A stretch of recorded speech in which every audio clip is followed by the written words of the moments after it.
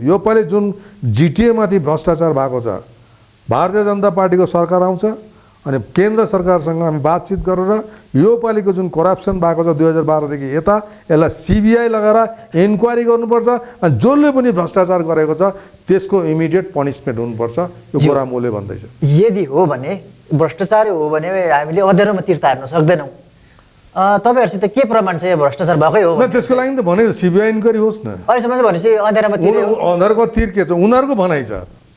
उनीहरूले एकजनाले भन्दैछ 700 करोडको भ्रष्टाचार भएको छ, एकजना भन्दैछ 1700 करोड भएको छ। आगो लाग्ने धुवा निक्लेको होला नि त।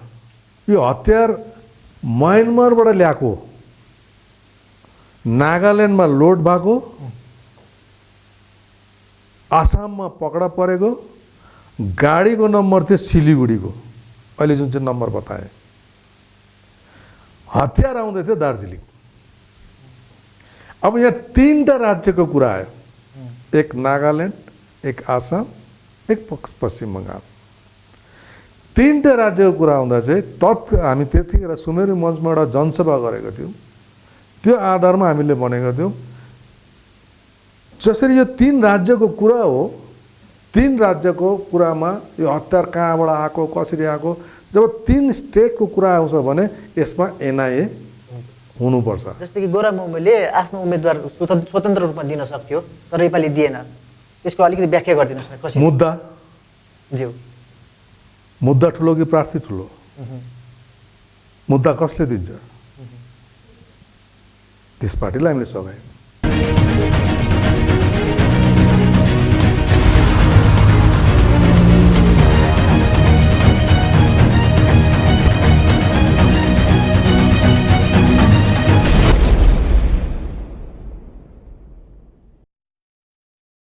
त आउनुहोस् उहाँसित कुराकानी गरौँ। तपाईँलाई स्वागत छ। नमस्कार। त अहिले पहाडमा जुन चाहिँ राजनीतिक एउटा बहाव छ, केन्द्रीय एउटा पार्टी भारतीय जनता पार्टीका सदस्यलाई तपाईँहरूले समर्थन गर्नु भइरहेछ। गोरामुको यसमा मुख्य उद्देश्य के छ? यसमा गोरामु पार्टीको जुन यो निर्णायक भूमिका छ, यो पालि भारतीय जनता पार्टीको प्रार्थीहरूलाई जिताउनुमा दार्जिलिङ, खरसाङ र कालिम्पोङ विशेष गरिकन यो लिएको निर्णय, किनभने गोरामु पार्टी पहिलादेखि नै एउटा हाम्रो जातिको, गोर्खा जातिको अस्मिताको कुरा अनि गोर्खा जातिको जुन संरक्षणको कुरा, गोर्खा जातिको संस्कृतिको कुरा छ, भाषाको कुरा छ, यहाँको खानपानको कुरा छ, यो जम्मैलाई विचार विमर्श गरेर एउटा निर्णायक भूमिका पुगेर हामी निर्णय लिनु पर्यो। यो पालिको यो भारतीय जनता पार्टीलाई हामीले प्रार्थीहरूलाई जिताउने सङ्कल्प लिइसकेको छौँ। कारण कुनै पनि यो विषयवस्तुहरू छ भारतको संविधानमा दिने प्रावधानहरू छ। त भारतको संविधानमा दिने प्रावधानहरू छ भने त्यो भारतको संविधान चलाउने पार्टी नै भारतीय जनता पार्टी हो। अहिले भारतीय जनता पार्टी परिचालित केन्द्र सरकार छन्।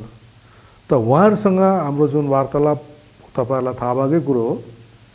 एकचोटि 2020 को डिसेम्बर 17 तारिक र 21 तारिक जुन गृह मन्त्रालयसँग हाम्रो बातचित भयो, त्यो बातचितको आधारमा नै यो पालिको भोट प्रार्थी हामीले नदिएर, किनभने मुद्दा कलकत्तामा छैन, मुद्दा छ दिल्लीमा र दिल्लीमै मुद्दा हुनाले गर्दाखेरि भारतको संविधानमै त्यो एउटा भारतको संविधान भनेको एउटा ठुलो संविधान हो, जम्मैलाई समेट्ने व्यवस्था हो त्यो भारतको संविधान। त्यो संविधानभित्र गोर्खा जातिलाई समेटियोस् अनि गोर्खा जातिको एउटा गोर्खाको भविष्य सुनिश्चित गर्ने प्रावधानहरू प्रशस्त छ त्यो भारतको संविधानमा। त्यो आधारमा नै हामीले यो पालि सघाउने निर्णय गोरामुले लिएको हो। गोरामुको परापूर्वदेखि नै एउटा माग चाहिँ के छ भन्दाखेरि 6औं अनुसूची हो। 6औं अनुसूचीलाई लिएर भाजपाको कस्तो टेक छ? होइन, यसमा 6औं अनुसूची भन्ने कुरा छैन। भाजपालाई त्यति हामीले तपाईँले बिर्सिनु भयो होला। 2019 मा हामीले भारतीय जनता पार्टीको सांसद बनाउँदाखेरि हामीले सघाएको हो। हामीले थियो त्यतिखेर पनि, अहिले 1 र 2 भयो, त्यतिखेर पनि थियो जो हाम्रोसँग मतभेद भिन्नता थियो, विचार भिन्नता थियो, हाम्रो भित्र टर्चरहरू भएको थियो। त्यो समयको पनि हामीले त्यो बिर्सेर पनि हामीले भारतीय जनता पार्टीको संसदमा सघाएको थियौँ, किन गोर्खा एकता देखाउने र गोर्खाको भविष्यलाई सुरक्षित पार्ने निर्णय विषयवस्तु आएको थियो त्यो समयमा। त्यो आधारमा नै हामीले भारतीय जनता पार्टीलाई हामीले सघाएको एक भएको थियो। र त्यसको अगाडिको परिप्रेक्ष्य हेर्नुभयो भने 2017 को आन्दोलन थियो, 13 जना शहीद भएको कहानी छ, थुप्रो कोर्ट केसको मामला थियो, अदालतमा चलिरहेको थियो, जेल जाने गइरहेको थियो, आन्दोलन गर्ने गरिरहेको थियो। त्यो परिप्रेक्ष्य पछि आएर हामीले गोर्खा एकता देखाउने एउटा 2019 मा हामीले निर्णय लिएको थियौँ र भारतीय जनता पार्टीलाई जिताएर पठायौँ। तत्कालीन त्यस बेला भारतीय जनता पार्टीको सङ्कल्प पत्रमा एउटा विषयवस्तु लेख्ने विषयवस्तु थियो 11 जाति र पिपिएस सम्पर्कमा, पर्मानेन्ट पोलिटिकल सोल्युसन। अब यसमा तपाईँहरूले हामीलाई प्रश्न गर्नुहुन्छ, पर्मानेन्ट पोलिटिकल भनेको त 6औं अनुसूची हो, हामीले यो भनेको छौँ न। त्यतिखेर कुनै पनि स्टेटमेन्टहरू तपाईँहरूले हेर्नु गोरामुको तर्फबाट हामीले यो भनेको छौँ, कुनै व्यवस्था पनि दियोस् त्यो व्यवस्थामा गोर्खा जातिको भविष्य सुरक्षित हुनुपर्छ अनि नट लेस देन 6 रुल, 6औं अनुसूची भन्दा त्यो व्यवस्था हामी मानिलिने छौँ न। अहिले जुन भारतीय जनता पार्टीले पिपिएसको कुरा गरिरहेछ, उनीहरूले त्यसमा उहाँहरूको कन्स्टिट्युसनल एक्सपर्ट होला, लिगल एक्सपर्ट पनि होला। कन्स्टिट्युसनल एक्सपर्ट, लिगल एक्सपर्टसँग सल्लाह गरेर यो जातिलाई कसरी भारतको संविधानभित्र राख्नु सकिन्छ त्यो व्यवस्था उनीहरूले निश्चय नै स्टडी गर्दै होला र आउँदो दिनमा त्यसको व्यवस्था छर्लङ्ग हुन्छ। अब यो कुरा चाहिँ कस्तो छ भन्दाखेरि गोरामुमा एउटा अलिकति दीर्घम्यादी पहिलादेखिकै एउटा विरोधी दल भएको हुना कारणले सत्तारूढ पार्टीको कस्तो कुराहरू पनि उठ्न सक्छ भन्दाखेरि तपाईँहरूले विरोधको लागि मात्रै विरोध सहयोगी दल बनाउनु भएको हो कि क्रामाकपालाई, किन भन्दाखेरि शत्रुको शत्रु मित्र हो भनिन्छ? होइन, तपाईँहरूले 2019 फेरि बिर्सिनु हुँदैछ। 2019 मा हामी सबै पार्टी, रिजनल पार्टी जति पनि थियौँ पाहाडको, जम्मै एक भएर सांसदलाई सघाएको थियौँ। त्यो बिचमा आएर राजनैतिक पृष्ठभूमिमा कसरी परिवर्तन भयो त्यो उनीहरूको व्याख्या हो, कसरी यहाँबाट निक्लेर गयो त्यतापट्टि म जाँदिनँ। तर अहिलेसम्म पनि यो पालि विधानसभा चुनावमा हामी अहिले पनि भन्दैछौँ समस्त गोर्खा जाति र समस्त रिजनल पार्टी पनि, जति पनि रिजनल पार्टीहरू छ उहाँहरूलाई आह्वान गर्छौँ हामी कि एक भएर यो पालि प्रार्थी जिताउँ। जिताइसकेपछि हामीले जुन डायलग ओपन भइसकेको छ विगत 17 र 21 तारिक डिसेम्बर महिनामा त्यसलाई धारावाहिकता राखौँ। सबै मिलेर जसरी अस्ति सबै पार्टी मिलेर गयौँ दिल्ली, त्यसरी नै आउँदो दिन पनि मिलेर। हजुर, यो गठजोड के यहाँको सत्तारूढ दललाई हराउनका लागि मात्र भएको? यसरी हेर्नु हुँदैन तपाईँहरूले। हार्नु जित्नु ठुलो कुरा होइन। हामी हारेर हाम्रो जाति नै हारे भने त्यो राम्रो देख्दैन। जित्नु पनि ठुलो कुरा होइन। हामीले भन्दैछौँ जाति हार्नु हुँदैन। यो पालिको विधानसभा चुनावमा जाति चाहिँ हार्नु हुँदैन। होला कसैको विभिन्न हामीलाई एलिगेसन पनि आउँछ कि विभिन्न किसिमको, तर यो गोरामुले भन्दैछ जाति हार्नु हुँदैन। जाति हार्यो भने जाति एक दिन निमिट्यान्न हुन्छ र यसको जातिलाई बचाउनु हो भने यसको मुद्दालाई बचाउनुपर्छ। अहिले भन्नुहुन्छ नि तपाईँहरूले प्रश्न गर्नुहुन्छ, अनि यस्तो छ नि त हजुर, सुन्नु जस्तै कि अब पहाडमा हजुर पहाडमा जतिवटा पार्टीहरु छन् त्यो सबैको आफ्नै मुद्दाहरु छ, के भन्नु चाहनुहुन्छ? रिजनलिममा चाहिँ प्रश्न उठ्दैछ अहिले पनि। भारतीय जनता पार्टीले गर्दा रिजनलिजम शेष हुन्छ। तर हाम्रो भनाइ छ मुद्दा रिजनल मुद्दा बाँच्यो भने रिजनल पार्टी बाँच्छ, रिजनल मुद्दा बाँच्नुपर्छ अनि रिजनल पार्टी बाँच्छ। त्यसो गर्दा एउटा कुरा भनिहाल्छु, सोधिहाल्छु तपाईँलाई, रिजनल पार्टीको मुद्दा बचाउने हो भनेपछि त यहाँ त बहुत स्वर पुग्दैछ के अरे केन्द्र सरकारमा, अन्त केन्द्र सरकार अन्यलमा परेका छैनन् होला, को के बन्दैछ, कस्तो सोर्स पुग्दैछ? अब जस्तै कि अब यहाँ तपाईँहरूले एउटाले 6औं अनुसूची भन्छ, अर्कोले विकास भन्छ, कसैले भनेको छैन ज्यू। सब पार्टी एकमत छौँ हामी, जति पनि सहभागी पार्टी छ हाम्रोसँग जो सहभागी भएर जाँदैछ। अनि यो रिजनल क्षेत्रीय पार्टीको आफ्नो जुन चाहिँ बचाउने छ नि, क्षेत्रीय पार्टीको आफ्नो मुद्दा बचाउने पहल छ जुन चाहिँ, यसलाई कसरी व्याख्या गर्नु? यो पालिको चुनाव चाहिँ सिधै भन्नु भने कलकत्ताको चुनाव हो। कलकत्ताले दिने खालको के स्थिति छ यहाँनिर? केही छैन। एउटा तपाईँहरूले विचार गर्नुहोस् न, सानो एउटा 11 जाति जनजाति कलकत्ताको विधानसभा पास गरेर पठाएको आज 5-6 वर्ष भइसक्यो। त्यो त भारतको संविधानमा ल्याउन सकेको छैन, ल्याउन सकेन। दिने भए त कलकत्ताले दिने सक्ने भए त दिइसक्थ्यो त दिनु सक्दैन भनेर दिल्ली पठाएको। त्यसकारण हामी दिल्लीमुखी यो परिकल्पना लिएको। समस्त पार्टी छ यसमा, CPRM हुनुहुन्छ, यो गोर्खा लिग छ, गोर्खा लिगको दलहरू छ, सुमेटु छ, गोर्खा राष्ट्रिय निर्माण छ, सबै मिलेर एक भएर योपालि प्रार्थी जिताउने एउटा निर्णय लिएको छ। जी हो। अनि एउटा कुरा चाहिँ तपाईँले अघि भन्नुहुँदै थियो, हामीले अघि सानो कुरा छोड्यौँ, जस्तै कि गोरा मोमोले आफ्नो उम्मेदवार स्वतन्त्र रूपमा दिन सक्थ्यो तर योपालि दिएन। त्यसको अलिकति व्याख्या गरिदिनुहोस् न कसरी? मुद्दा ज्यू, मुद्दा ठुलो कि प्रार्थी ठुलो? मुद्दा कसले दिन्छ? त्यस पार्टीलाई हामीले सघायौँ। उहाँहरूको सङ्कल्प पत्रमा लेखिएको आधारमा हामीले सघाएको। उहाँहरूले सङ्कल्प पत्रमा लेखेको छ। जस्तै भारतीय जनता पार्टीले आजसम्म पनि उहाँहरूको इतिहास पढ्नुभयो भने उहाँहरूले जुन जुन सङ्कल्प पत्रमा लेखेको छ त्यो आजसम्म पुरा गरेको छ। लद्दाखीहरूको समस्या छ, बोडोहरूको समस्या छ, त्रिपुराको जातिको समस्याको समाधान गर्नु सक्यो, जम्मू कश्मीरको समस्याको समाधान गर्नु सक्यो, राम जन्मभूमिको म्याटरको समस्याको समाधान। उहाँहरूले जुन जुन सङ्कल्प पत्रमा सङ्कल्प गरेको थियो त्यो आधारमा उहाँहरूले स्पष्ट गर्यो। खालि रहेको छ गोर्खा जाति। आउँदो दिनमा जुन अमित शाह आउनु हुँदैछ 13 र 14 तारिक, अझै तपाईँले विस्तृत बुझ्नु। अनि यही कुरालाई लिएर उहाँहरूले त सम्बोधन गरिसक्यो, समस्यालाई एउटा सम्बोधन गर्यो भन्ने कुरा छ। तर यही कुरामा आसाममा चाहिँ गोर्खाहरूको NRCलाई लिएर निकै भावण्डर पनि मच्यो नि त, त्यस सम्बन्धी के भन्नुहुन्छ? होइन, NRCमा बार गृहमन्त्रीको तपाईँको स्टेटमेन्टहरू हेर्नुहोस् अथवा उहाँको वक्तव्यहरू सुन्नुहोस्। उहाँको भनाइ छ कुनै पनि जाति हुनु त सिटिजन एमेन्डमेन्ट एक्ट बनियो, त्यो आधारमा उहाँहरूले बङ्गलादेश पाकिस्तान उल्लेख गरिएको छ। त उहाँहरूको भनाइ छ कुनै पनि नागरिकलाई त्यो प्रावधानभित्र परेन भने यो लस्टु हिजो पनि अलिपुरद्वारमा बन्नु हुँदै थियो कि हामी त्यसलाई सङ्कल्प गर्छौँ, भारतको नागरिक बनाउने सङ्कल्प गर्छौँ। भारतको गृहमन्त्रीको स्टेटमेन्ट हो, खेलाइ छैन नि। उहाँले निश्चय नै त्यसको स्टडी गर्यो, उहाँहरू त्यो सोचेर नै बनेको छ। कुनै एकजना, हामी गोरामो ठोकेर भन्छौँ, कुनै एकजना गोर्खा यहाँबाट NRC भित्र परेन भने हामी लडाइँ गरेर लिन्छौँ। त्यो भाजपाले यहाँको लागि भनिएको PPS को लागि जुन कुरा छ त्यसमा के सम्भावना देख्नुहुन्छ तपाईँ? हामीले भनेको छौँ यो उहाँहरूको विषयवस्तु हो। उहाँहरूले कुन आधारमा उहाँहरूको सङ्कल्प पत्रमा लेखेको छ PPS, उनीहरूले भन्नुसक्छ कि हाम्रो मेनिफेस्टोमा त लेखेको होइन गोराम। अनि तपाईँहरू यसमा सङ्कल्प पत्रमा जुन लेखिएको छ, जुन कुरा लेखिएको छ त्यो सम्बन्धी तपाईँहरूले हेरेर समर्थन गर्नुहुन्छ? हामीले उहाँहरूलाई सिधै भनिदिएको थियौँ 2019मा कुनै पनि व्यवस्था होस् त्यसको पर्मानेन्ट पोलिटिकल सोल्युसन गर्ने व्यवस्था होस्।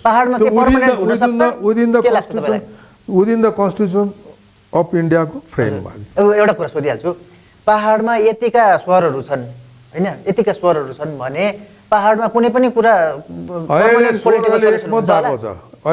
एकमत भएको छ। हामी 4-5 वटा पार्टी छौँ, स्वर एकमत छ PPS माथि। अब होला यो भित्रबाट कोही गयो होला, त्यो उनीहरूको आफ्नो व्यक्तिगत स्वार्थ हुनसक्छ, तर जातिको लागि चाहिँ हामी समस्त 4-5 वटा पार्टी एक छौँ। तर PPSमा के कुरा चाहिँ दिइन्छ भन्ने कुरा सम्भावित कुराहरू तपाईँ हामीले स्पष्ट भन्यो। अघि नै म तपाईँहरूलाई भनिहालेँ, तपाईँलाई यो च्यानल मार्फत पनि तपाईँहरूलाई दर्शकहरूलाई पनि भन्न चाहन्छु, हाम्रो त्रिवेणी नेटवर्क च्यानल मार्फत जो जति पनि दर्शक छ उहाँहरूलाई पनि भन्न चाहन्छु, हामीले स्पष्ट भनिदिएका छौँ गोर्खा राष्ट्रिय मुक्ति मोर्चाले 6औं अनुसूचीको मुनिको व्यवस्था चाहिँ माथिको व्यवस्था चाहिँ हामी मान्छौँ, तलसम्मको हामी व्यवस्था मान्दैनौँ। यो एकदम उहाँहरूलाई हामीले स्पष्ट तपाईँहरूकोमा कन्स्टिट्युसनल एक्सपर्ट होला, जसरी तपाईँहरूको भारतवर्षको समस्याको समाधान गर्ने विभिन्न विङ्सहरू छ, विभिन्न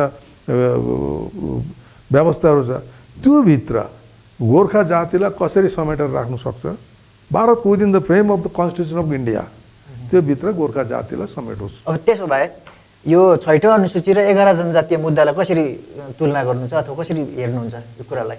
किनभने 6औं अनुसूची र हजुर केन्द्र सरकार र राज्य सरकारको बिचको कुरा पनि छ यसभित्र, छैन केही छैन यसमा। हजुर राज्य सरकारको हेर्नुहोस् भारतीय जनता पार्टीले होइन यो 11 जनजातीय मुद्दालाई लिएर बङ्गाल पनि निकै चनाखो भइरहेको अवस्था छ। भारतीय जनता पार्टी योपालि पश्चिम बङ्गालमा सरकार बनाउँछै, कन्फर्म हो, एकदमै बनाउँछ, विश्वस्त हुनुहुन्छ। कन्फर्म हो, बनाउँछै।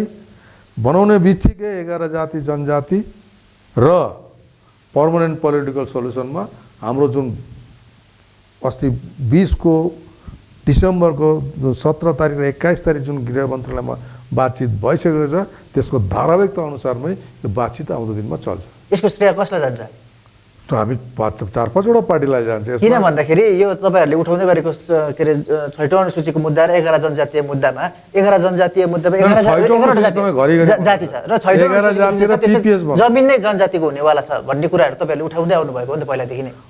हामीले त्यतिखेर उठाएको थियौँ के कारण 2019 अगाडिसम्म हाम्रो मुद्दा के थियो भने जुन एमओएस गरिएको थियो 2005 को 6 डिसेम्बर त्यो आधारलाई बनाएर हामीले 6औं अनुसूचीको मुद्दा उठाएकै हो।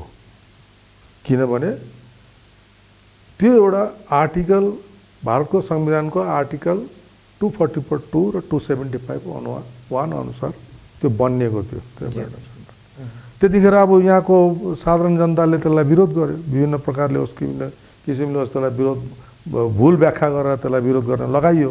किन प्लान्टेड त्यतिखेर यतिसम्म कि तत्कालीन युपिए गभर्मेन्ट र तत्कालीन लेफ्ट फ्रन्ट गभर्मेन्ट पनि यो मुद्दादेखि चाहिँ डराएको थियो। त्यसकारण नै उहाँहरू बाध्य भएर प्लान्टेड गरे कुनै लिडरहरूलाई कि यसको विरोध गर्नु लगायो, विरोध गर्नु लगाएकै हो र उनीहरू त्यो कुछ हदसम्म सक्सेस भयो। तर अहिले आएर जब जुन व्यवस्था उनीहरूले ल्यायो त्यो व्यवस्था पनि उनीहरू पनि त छतालछुल्ल भयो। त्यो व्यवस्था पनि कहाँ टिक्यो त? ठिकेन नि। किनभने दार्जिलिङ गोर्खा पार्वतीय परिषद थियो एउटा आर्टिकल 243 ले त्यसलाई प्रोटेक्ट गरिरहेको त्यो राख्ने कारण छ। अलिक अगाडि पो जानुहोस् तपाईँहरू 1989 मा तत्कालीन प्रधानमन्त्री पीवी नरसिंह राव थियो। त्यतिखेर पञ्चायत बिल आयो लोकसभामा। आएपछि उनीहरूले त्यो पञ्चायत बिल लोकसभा पास गर्नु सकेन। पछि जब राजीव गान्धी प्रधानमन्त्री भए त्यतिखेर पञ्चायत बिल पास भयो। पास भएर आउँदा यहाँ दुईटा व्यवस्था चल्दैछ। एउटा डिजिएससी, तल सिलगढी महकुमा परिषद। यहाँ 3 टायर पञ्चायत व्यवस्था इम्प्लिमेन्टेसन गर्नलाई भारतको संविधानलाई अप्ठ्यारो पर्यो। त्यस आधारमा डिजिएससीलाई आर्टिकल 243 मा प्रोटेक्ट गरेर राखिदियो भारतको संविधानले। अहिलेसम्म पनि तपाईँ हेर्नुहोस्, आरटिआई गर्नुहोस् अथवा केन्द्र सरकार कुनै प्रोजेक्ट हेर्नुहोस्, अहिलेसम्म पनि त्यहाँ जिटिए भन्ने छैन भारतको संविधानमा। चिन्दैन पनि भारतको संविधानले जिटिए के हो। त्यहाँ अहिलेसम्म डिजिएससी पाउनुहुन्छ। त्यो भारतको संविधानले प्रोटेक्ट गरेको व्यवस्था हो यो गोर्खा जातिलाई। त्यसै कारणले हामी भन्छौँ कि यो जुन जिटिए ल्यायो त्यसलाई स्टेट एक्टभित्र यसलाई रिपिल गरेर ल्याएको। तर तपाईँहरूले यसरी अगाडिदेखि भन्दै आउनुभएको छ र विरोध पनि गर्दै आउनुभएको छ। तर यो विरोधमाथि विरोधमा त हामीले त केस पनि गरेको छौँ। हामीले च्यालेन्ज गरेको छौँ सुप्रिम कोर्ट, हाइकोर्टमा। हाइकोर्टमा त हाम्रो जो संस्थापक अध्यक्ष हुनुहुन्छ सुभाष घिसिङज्यूले 2012 मा केस गर्नुभएको छ हाइकोर्टमा। हाइकोर्टलाई सोधेको छ एउटा व्यवस्था हुँदै अर्को व्यवस्थाले कसरी यसलाई लागू गर्नु सकिन्छ। हाइकोर्टलाई हामी जवाब दियौँ, हाइकोर्टलाई सोधेको थियौँ। पछि गएर त्यसलाई भयङ्कर कन्सपिरेन्सी भयो, त्यसलाई बेन्च सार्ने बुद्धिहरू भयो। त्यस कारण त्यो कहिले पनि हाम्रो हाइकोर्टमा त्यो मुद्दाबाट पछि गएर म 2 चोटि म आफै सहेँ, म सुप्रिम कोर्ट गएँ। सुप्रिम कोर्ट मुद्दा हालेँ। हामीले 2012 मा रिगार्डिङ यो जिटिए सम्पर्कमा केस गरेको छौँ।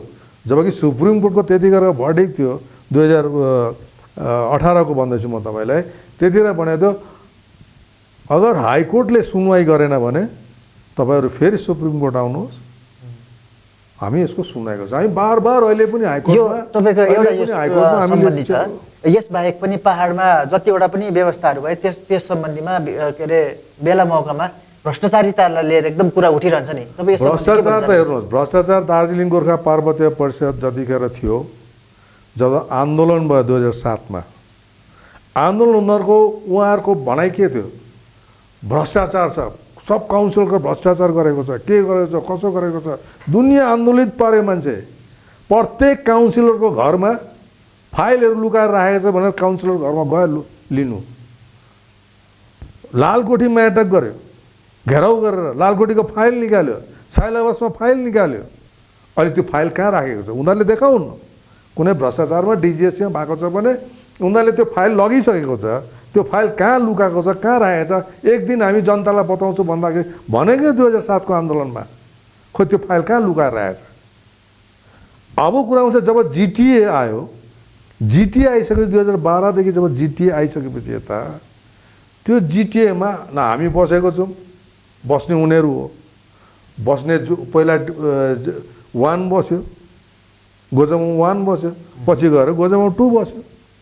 अब उनीहरूको भनाइ छ, एकजनाले भन्दैछ 4700 करोड रुपियाँ करप्सन भएको छ अगाडि बस्नेहरूलाई, एकजनाले भन्दैछ होइन 1700 करोड रुपियाँ करप्सन भएको छ। उनीहरूले त हामीले भन्दै गोरामुले देखाएको बाटो हामी हिँड्दैछौँ भन्छ नि। गोरामुको च्यालेन्ज गरोस् न, डिजिएससीमा उनीहरूको त हातमा अहिले पनि सत्ता थियो, हिजो अस्तिसम्म सत्ता थियो, किन डिजिएससीको फाइल बाहिर निकाल्नु सकेन? कुनै भ्रष्टाचार भएको छ भने निकालोस्, किन निकाल्नु सकेन? उनीहरूले पनि ममता सरकार आइकन पनि डिजिएससीमाथि त इन्क्वायरी राख्नु सक्थ्यो, किन इन्क्वायरी राख्नु सकेको छैन? त्यसो भए केही थिएन भने इन्क्वायरी राख्नु सकेन। इन्क्वायरी उनीहरूकोमा केही छैन, उनीहरू राख्छ भने हामी भन्दैछौँ यो पालि जुन जिटिएमाथि भ्रष्टाचार भएको छ, भारतीय जनता पार्टीको सरकार आउँछ अनि केन्द्र सरकारसँग हामी बातचित गरेर यो पालिको जुन करप्सन भएको छ 2012 देखि यता यसलाई सिबिआई लगाएर इन्क्वायरी गर्नुपर्छ अनि जसले पनि भ्रष्टाचार गरेको छ त्यसको इमिडिएट पनिसमेन्ट हुनुपर्छ, यो गोरामुले भन्दैछ। यदि हो भने भ्रष्टाचार हो भने हामीले अँध्यारोमा तीर तार्न सक्दैनौँ। तपाईँहरूसित के प्रमाण छ यो भ्रष्टाचार भएकै हो? त्यसको लागि त भनेको सिबिआई इन्क्वायरी होस् न। अहिलेसम्म चाहिँ भनेपछि अँध्यारोमा तीर, अँध्यारोको तीर के छ? उनीहरूको भनाइ छ। उनीहरूले एकजनाले भन्दैछ 4700 करोडको भ्रष्टाचार भएको छ, एकजना भन्दैछ 1700 करोड भएको छ।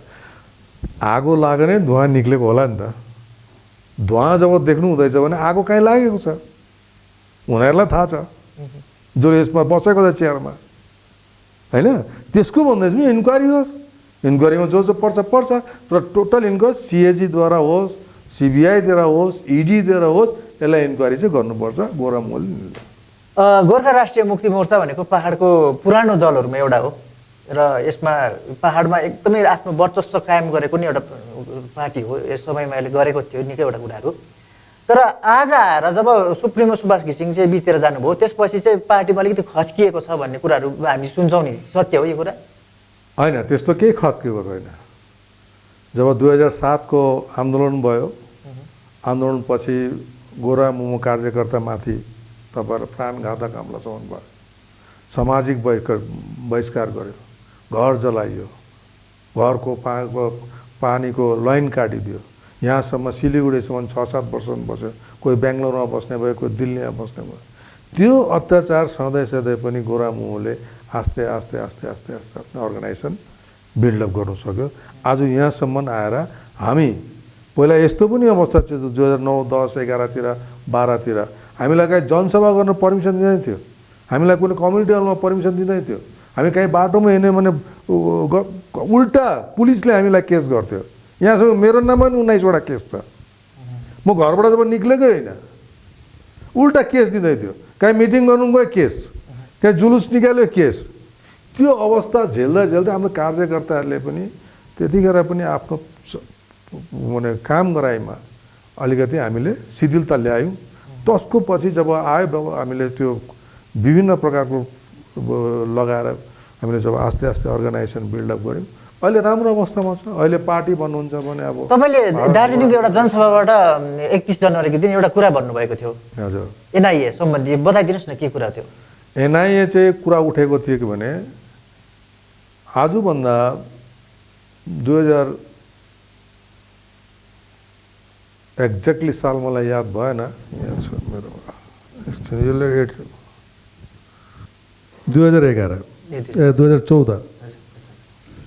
2014मा एउटा गाडीको नम्बर थियो WB74A 47 88 यो गाडीको नम्बर चाहिँ हो सिलिगुडीको। एउटा गाडी पकडा पर्यो चिराङ जिल्लामा, आसामको चिराङ जिल्लामा। जो पकडा पर्ने व्यक्ति यहाँ छ, गणेश छेत्री, गणेश छेत्री, उमेश कामी, उहाँहरूले को स्टेटमेन्ट विभिन्न पत्रिकातिर पनि त्यो स्टेटमेन्टहरू निक्लेको प्रकाशित भएको। उहाँहरूको स्टेटमेन्ट अनुसारमा पकडा पर्ने व्यक्तिहरू, 2 व्यक्ति पकडा परेको थियो त्यो गाडीमा। पकडा पर्ने व्यक्तिहरूले के भनेको थियो भने यो हात हतियार यसको अगाडि पनि एक कन्साइनमेन्ट गइसकेको छ, यो सेकेन्ड कन्साइनमेन्ट हो। कुरा बुझ्नुहोस् नि। अनि यो हतियार उहाँहरूले भनेको जो पकडा परे उहाँहरूको भनाइ छ यो हतियार म्यानमारबाट ल्याएको, नागाल्यान्डमा लोड भएको, आसाममा पकडा परेको, गाडीको नम्बर थियो सिलिगुडीको, अहिले जुन चाहिँ नम्बर बताए। हतियार आउँदै थियो दार्जिलिङ। अब यहाँ 3टा राज्यको कुरा आयो, एक नागाल्यान्ड, एक आसाम, एक पश्चिम बङ्गाल। 3टा राज्यको कुरा आउँदा चाहिँ हामी त्यतिखेर सुमेरु मञ्चमा एउटा जनसभा गरेको थियौँ।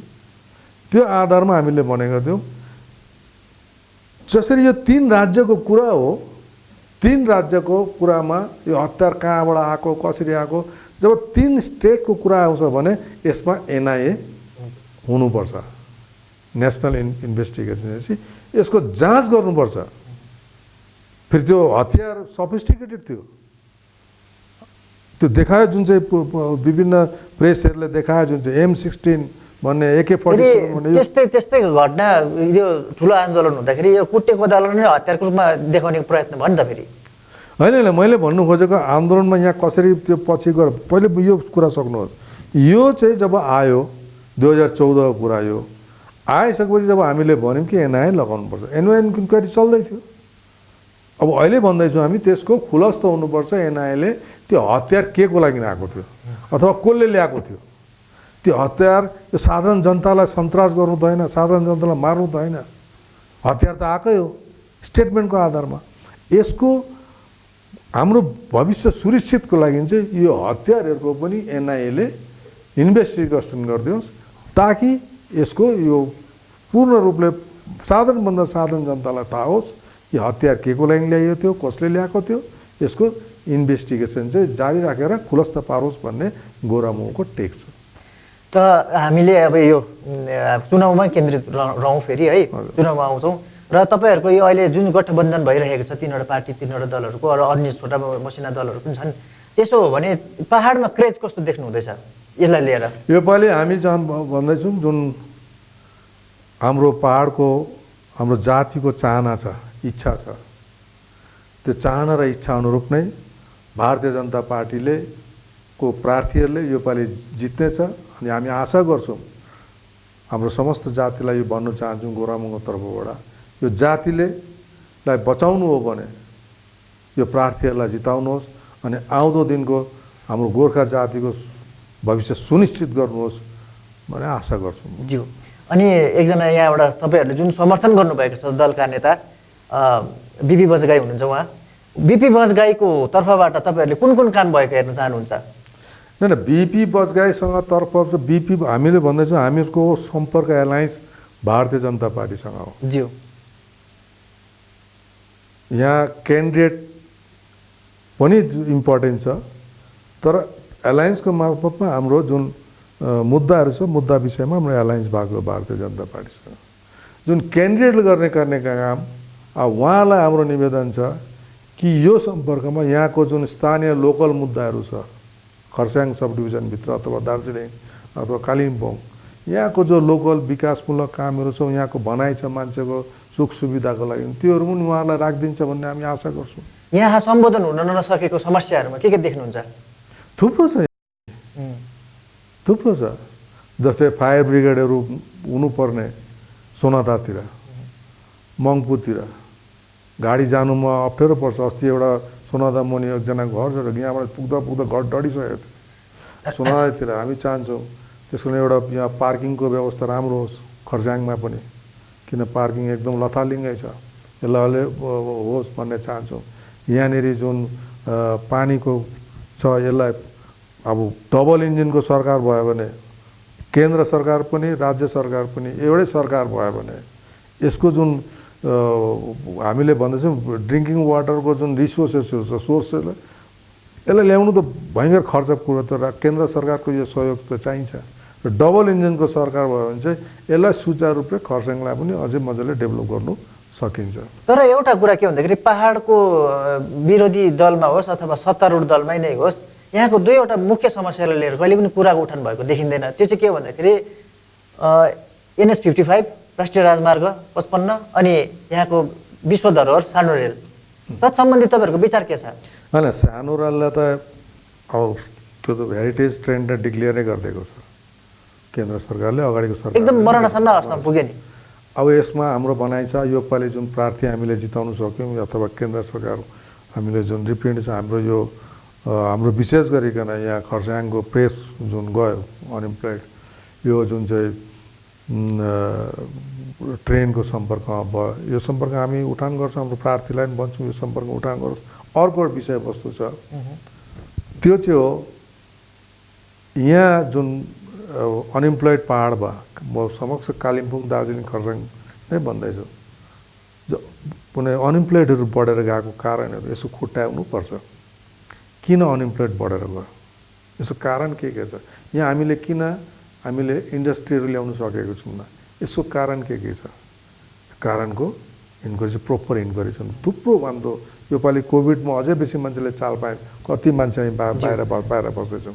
यो जुन प्रक्रिया छ यसमा हामीले अनइम्प्लोइड भयो, इन्डस्ट्री आएन, कुनै के भएन भनेर मात्रै होइन, यसको कारण के छ?